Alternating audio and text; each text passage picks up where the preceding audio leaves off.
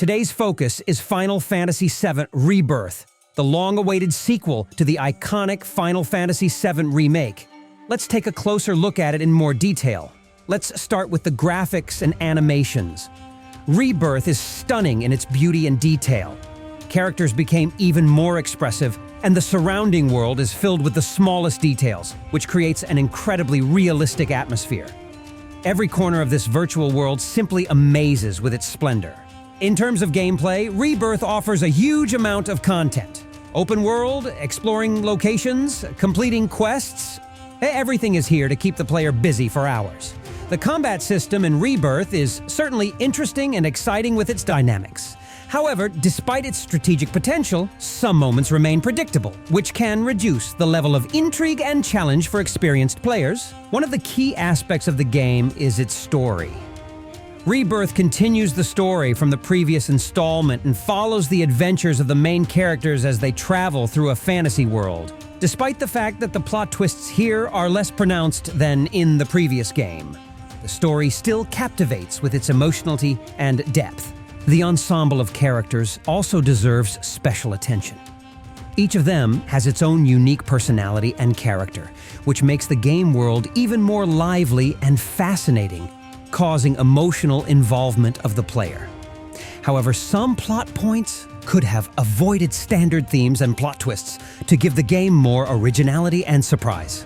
This is a sequel that not only maintains the standards, but also brings its own unique part to the story.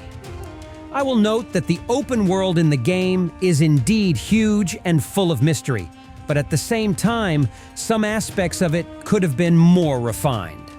Perhaps more variety in the design of locations would have added extra charm to the game.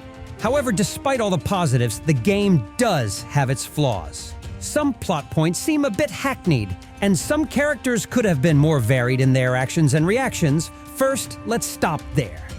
Gosh, the game just strikes you with its strange yet beguiling charm. When you first dive into the second chapter, it unfolds as a true open-world experience. One of the most exciting things is the ability to change your group of characters on the fly. You can also fully immerse yourself in exploring the city, doing quests that, unlike some other games, actually delight in originality and creativity. As you explore the map, you stumble upon various interesting places that will give you a lot of fun and wonder. The graphics and world design are things that just take your breath away. I just couldn't tear myself away from the beauty of the landscapes that come to life before my eyes. One of the highlights is the sub-city version of Junon, which is simply impressive in its scale and variety. Traveling from desert expanses to tropical paradises to luxurious shopping centers is simply a treat for the eyes. And that's just the beginning. Now, of course, there are some points that could have been improved. For example, some aspects of the open world could have been more varied.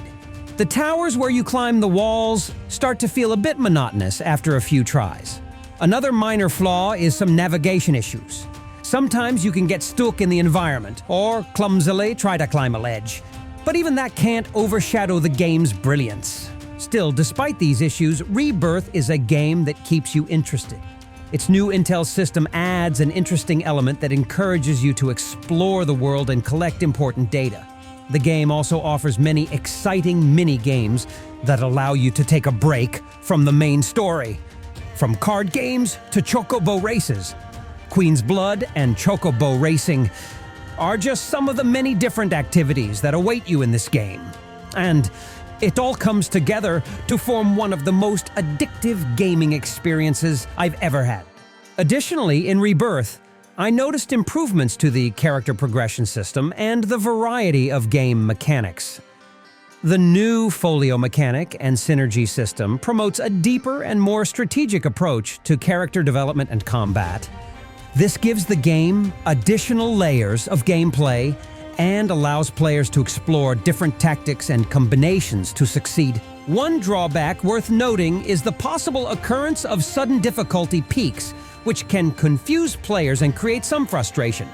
Some random encounters and battles can seem unexpectedly difficult, which can cause some sense of unfairness for players. However, these moments are part of the overall experience of the game, and can be overcome with careful preparation and tactical planning. Rebirth's visuals leave the most positive impressions. Each location comes to life with gorgeous graphics and detailed environments. The world of the game is filled with various landscapes, from lush tropical forests to harsh desert landscapes, which creates the feeling of a lively and diverse world ready for exploration.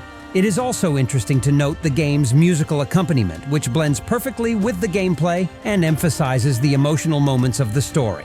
The sound design of the game as a whole is one of its strong points, adding depth and atmosphere to the game world. Despite some flaws, Rebirth is an impressive and high-quality remake that not only respects the original, but also adds fresh ideas and gameplay elements, making it appealing to both old fans of the series and new players.